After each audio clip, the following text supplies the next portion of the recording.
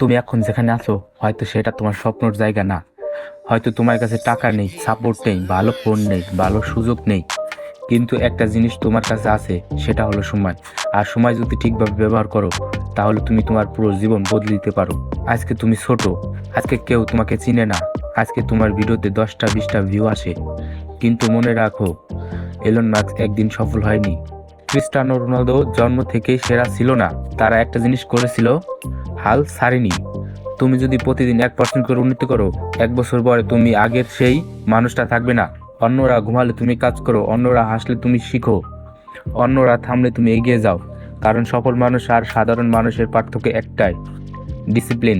তোমার স্বপ্ন নিয়ে কেউ সিরিয়াস না হলে তুমি নিজেই নিজের জন্য সিরিয়াস হও। মনে রাখবেন, ব্যর্থতা মানে শেষ না, ব্যর্থতা মানে তুমি চেষ্টা করেছো। আজকে কষ্ট হচ্ছে, ভালো কথা, কারণ কষ্ট মানুষকে শক্ত বানায়।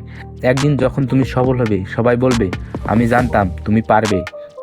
কিন্তু তুমি জানবে তুমি একা লড়েছো।